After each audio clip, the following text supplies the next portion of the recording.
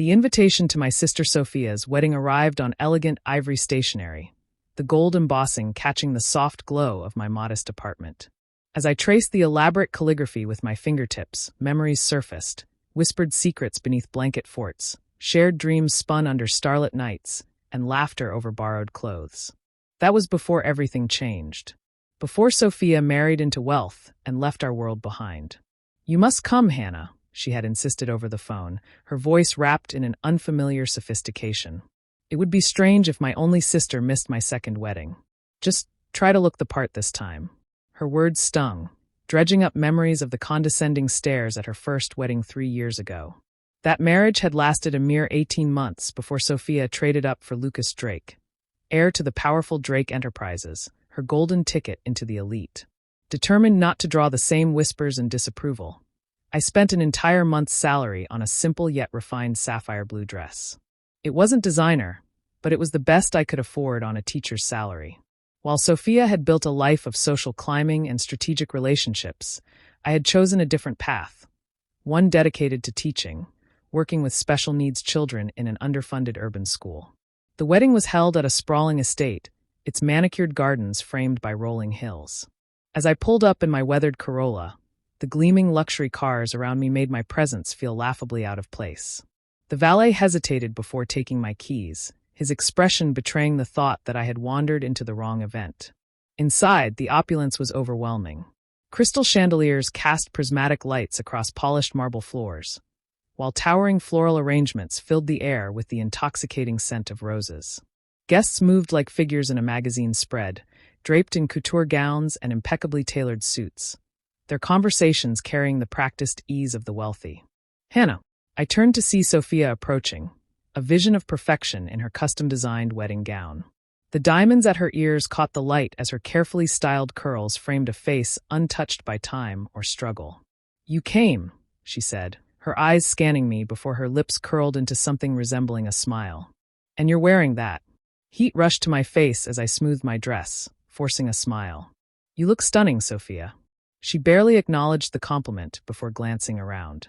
"There's been a slight change in the seating arrangements. You'll be dining in the adjoining room with some of the event staff.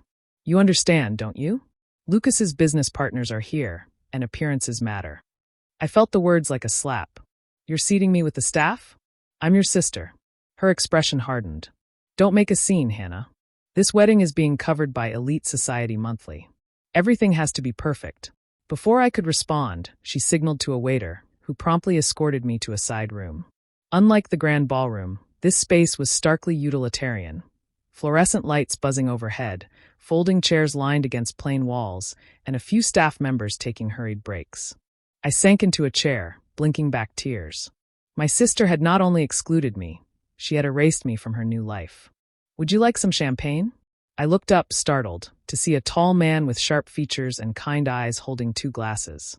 His tailored suit suggested he didn't belong in this room. "I think you're in the wrong place," I said hesitantly. He smiled, pulling up a chair. "I know exactly where I am. I'm Daniel Carter, Lucas's business partner. And you must be Sophia's sister, Hannah Evans." I exhaled a dry laugh, accepting the glass. "The black sheep of the family." Daniel chuckled, his gaze warm. "Funny. Lucas has never mentioned that Sophia had a sister." I sighed, swirling the champagne in my glass. "She's tried to forget. Having a teacher for a sibling doesn't fit her image." His expression shifted slightly. "A teacher? I work with special needs kids at a public school," I explained. "Our program has been struggling since funding was cut. Next month, we're shutting it down entirely. It's heartbreaking."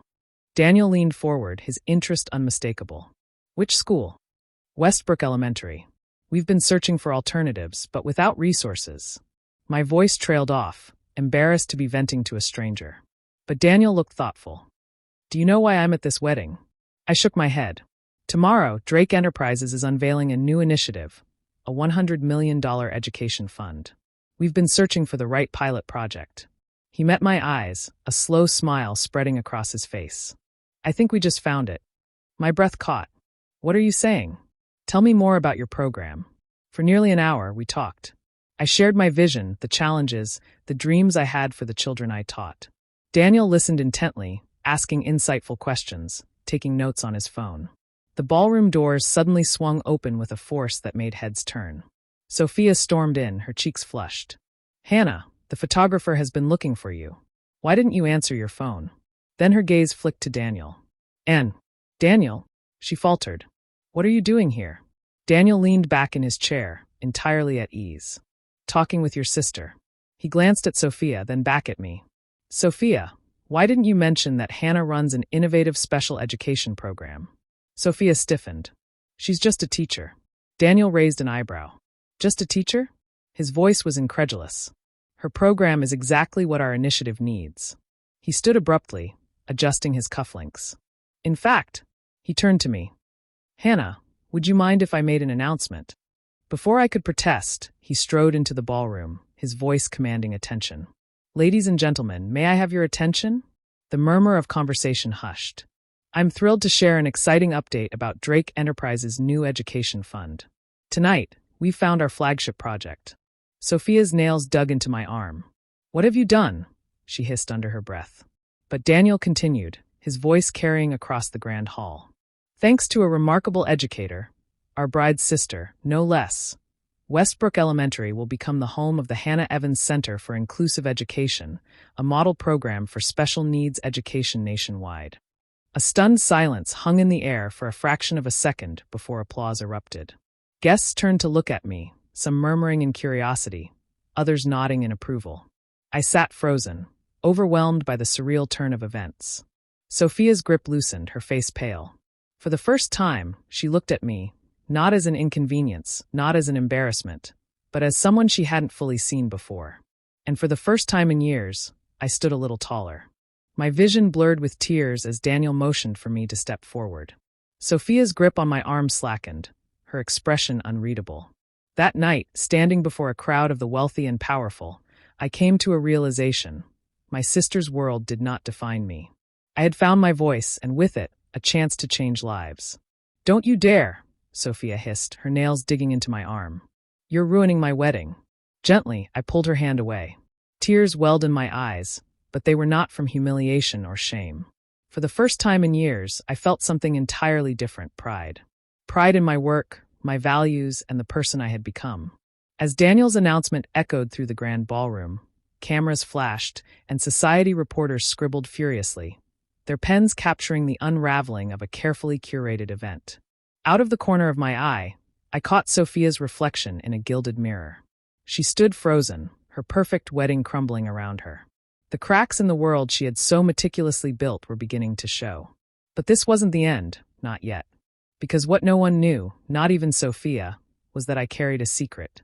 A secret that had the power to topple far more than her wedding. It had all begun 3 years ago, when I was clearing out our childhood home after our parents retired to Florida.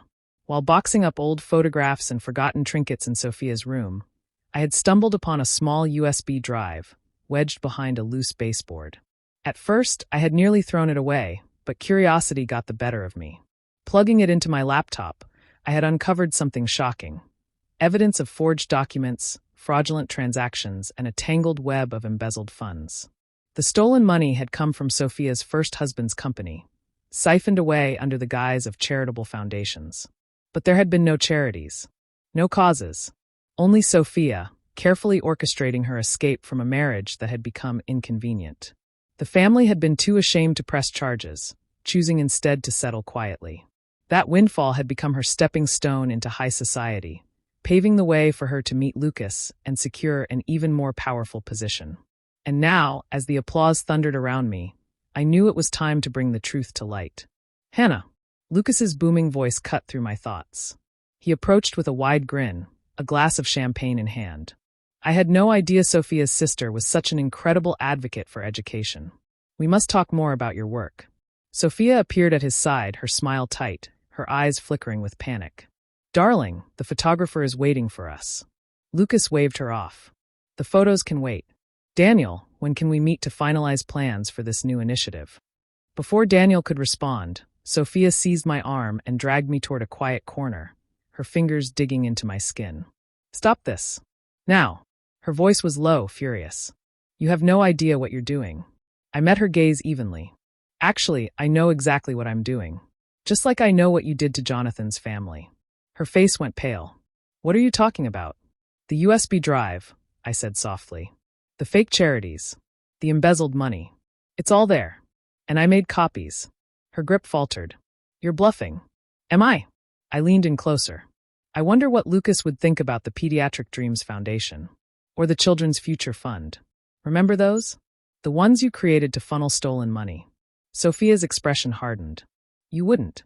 You're right, I replied, stepping back. I wouldn't. I let the silence hang between us before adding. Because I already did. As if summoned, Daniel appeared at my side, his presence solid and certain. Hannah, the board members are eager to hear more about your vision for the center. Shall we? Sophia's hand shot out in desperation. Daniel, this is inappropriate. It's my wedding day. Daniel's voice was calm but cutting. A day you chose to humiliate your sister. Bad call, Sophia. Especially since Hannah's email to Chapman Industries last week included some very interesting documents. Our legal team found them quite enlightening. My heart pounded. I hadn't expected Daniel to act so quickly, but he had clearly connected the dots. Sophia's expression crumpled as realization dawned. Her lips parted, but no words came. You planned this, she whispered, defeated. No, I said quietly. I just stopped protecting you. The rest of the evening unfolded like a carefully orchestrated play. Except Sophia was no longer in control of the script.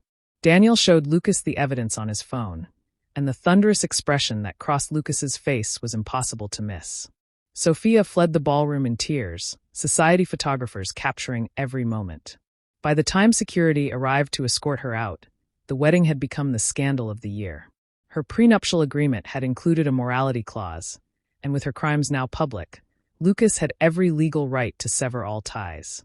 Sophia vanished from the scene. Whispers later placed her in Europe, far from the life she had spent years clawing her way into. 3 months later, I stood on the stage of the newly opened Hannah Evans Center for Inclusive Education. The state-of-the-art facility buzzed with energy as my former students explored classrooms filled with adaptive technology, sensory tools, and endless possibilities. Marcus joined me, his smile warm. Ready for the next phase? We've got a lot of work ahead. I touched the pendant he had given me, a simple token that had quickly become my most treasured piece of jewelry. Always, I replied. Together, we watched as children played in the sensory garden, their laughter filling the air like music. My journey had not been easy, but I had discovered something far more valuable than society's approval. I had found purpose, strength, and the courage to stand tall in the face of adversity. As Marcus took my hand, I knew one thing for certain. True wealth wasn't about the life you crafted to impress others. It was about the lives you uplifted, the impact you made, and the legacy you left behind. And in that moment, I realized I was exactly where I was meant to be.